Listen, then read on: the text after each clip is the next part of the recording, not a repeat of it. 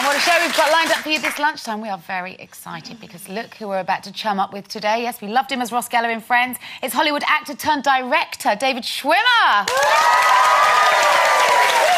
And we're also joined by the woman dubbed the reigning queen of rock and roll. Quite right, too, I say. That's Fleetwood Mac's legendary frontwoman, Stevie Nicks.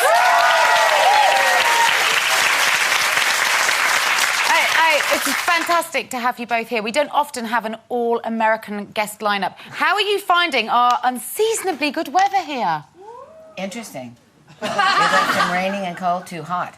Yeah. David? Yes, I'm loving it. I'm loving it. Did you bring the right clothes with you? Did you bring lots of woolies? Lots of... I hope you didn't say willies. I said willies? Lots of warm clothes. That's brilliant. This is not a good start, is it? It's great. Did David Schwimmer bring willies with him? That's another question. I brought at least one. Fabulous. We'll share Good stuff. David Schwimmer and Stevie Nicks, everyone. Our first guest is quite simply one of the world's greatest rock stars. She found global fame as the frontwoman of Fleetwood Mac, one of the best-selling rock supergroups of all time, which really is no surprise when you have hit songs like this in your back catalogue.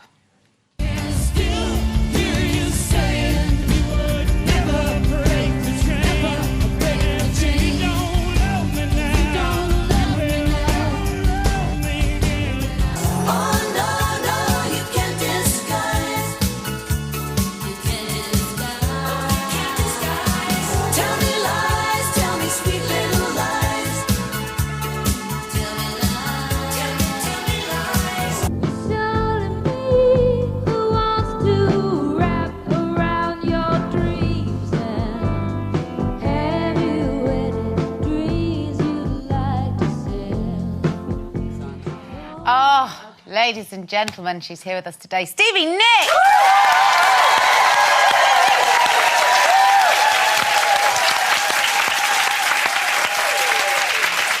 What kind of memories do those songs evoke for you? Because actually, you're one of those bands that we can pin memories to all of your songs, but what are yours? Me too. What was going on with Lindsay and I was exactly what are in those songs.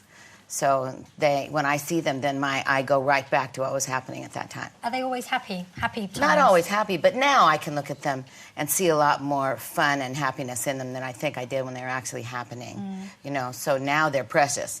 At the time they were happening, they were just crazy. Well, yeah, you two were so turbulent, but it created great art, didn't it? So it was kind of like great tragedy, no great pain, art. no gain. Yeah. Does it feel like does it feel like it was yesterday to you when you look there? Are you straight back there? Yeah. Oh, that's Absolutely. fantastic. Yeah, because, you know, when you see a photograph, then that's great, but you can go back a little bit. But when you see it on film, then that really creates it. Then you really are right back in, remembering kind of what you were wearing and remembering those earrings, and, you know, then you really, it brings it back. And what about now? How do you feel it's changed now? Do you like it still? Like that business? Singing? I love it. Do you still? She goes singing. I do? I love it. Do you? Otherwise, I wouldn't still be doing it. No. I would have, you know, moved on to some other artistic kind of endeavor. Yeah, of course. Yeah. So I love it, and I love performing. I'm a performer, you know. We're all talking about Beyonce. You're a performance artist. If you're a performance artist, you're going to have a lot of trouble giving it up because that's what you love to do since you were in the 2nd grade. Yeah. If you're just you know, like Christine McVie, she's a pianist and she wanted to be one of the boys. So she wanted to be over there on the side. She was not at all unhappy when Lindsay and I came into the group and came in as lead singers because she didn't want to be out there with a microphone. She didn't want to do that. She didn't want to dance, and she wanted to play, and she wanted to be one of the guys. And in a good way, because she was the only girl that was the great musician that was one of the guys and that was as much respected as like the Eric Claptons, you know, and the Lindsey Buckinghams and the Mick Fleetwoods. She was one of them. So she didn't want to be doing that. Well, you're the focus of attention if you're in the front, Yeah, aren't you? she didn't want that. How do you feel about that? Is that Well, something I love it because, again, I'm a performance artist also. So if you love that, you know, when I was like in 4 years old, I had a grandfather who sang country music, and my dad, you'll love this, never mind, her, we owned a bar that was right across the street because my dad started working for Canadian Labatt's and Lucky Lager Beer when I was like really 3 years old. And so my granddad I used to stop there on the way home from school, at 4, and he used to put me up in yes, For you to have a beer? Well, for kindergarten, No, but I used to go into the bar before it opened, and my granddad would sit me up on the table, and I'd be like tap dancing, and and my dad would go like, oh. You were always going to do what you do. Yeah, pretty much. Well, last night, Hayley has emailed in. She was in Hyde Park watching you with the great Rod Stewart. She said, "How was it for you?" It was great. The only thing that wasn't great was the sun, the magnificent English sun that never showed itself for 3 weeks while I'd been here. That was just like this, and it was so bright that it was so disconcerting because it was so bright I couldn't see. But the concert was fantastic. I just kept putting my hand in front of it, which you can cover the sun with your hand. It was fantastic, and we don't play that monstrous of shows that often. We play 8 to 10,000, 10,000 to 15,000 people. That's way more than that. So that energy coming up off that energy is huge. And it's spectacular. I mean, there's no getting, you can't beat it, really. So it was fantastic. And really, I just wanted to come over here and play. So, my record comes out tomorrow. Yes, we new played record. yesterday. No, tomorroay. Yeah. The record comes out today. Hey, I'm jet lagged Today still. or tomorrow? Right. It's actually today out Monday? today. Yeah, Today's Today's Monday. Monday. Okay, Yeah. it comes out today. But yesterday, it was coming out tomorrow. Yeah. That would make sense. That's right. Dyslexic, right? Yeah. So, It's out. So it's out, right. So we wanted, I wanted to go on stage yesterday and just be completely rocking and fantastic. And because the record was coming out the next day. Right. So anyway, I think it happened. It's called, what is it called? It's in your dreams.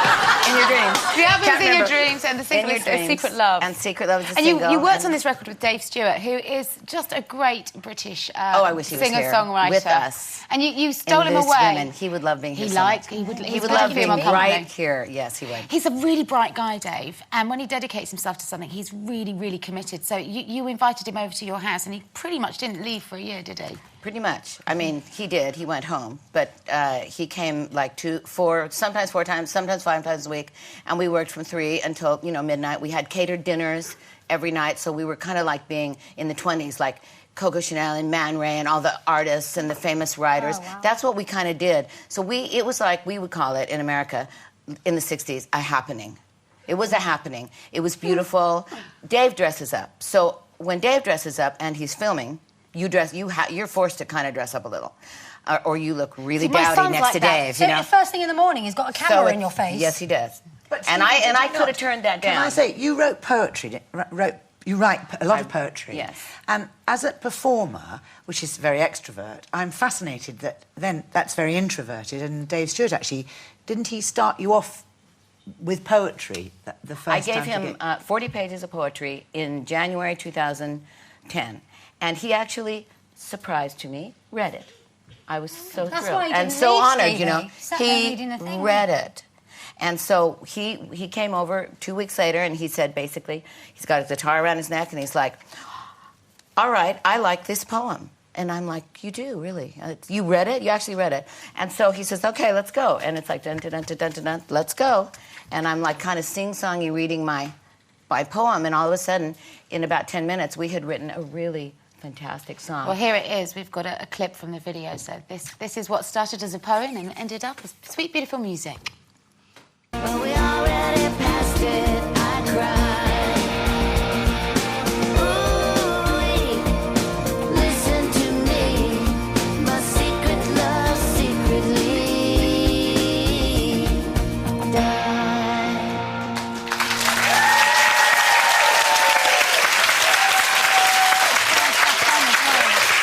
You what? Stevie said she was twirling her own batons in that. Oh, weren't you? really? That's again, my mom taught me when I was like really so little I don't even remember her teaching me. But I'm a really good baton twirler. So of course Dave's like, well, let's do some Any baton skills? twirling. Throw 'em in.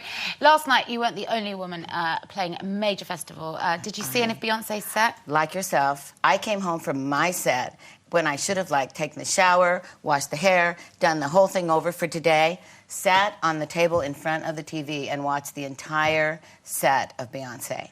And by the time, like yourself, it was over. I was like super exhausted. I was like, my set was hard, but this set that I just did with Beyonce was like super difficult.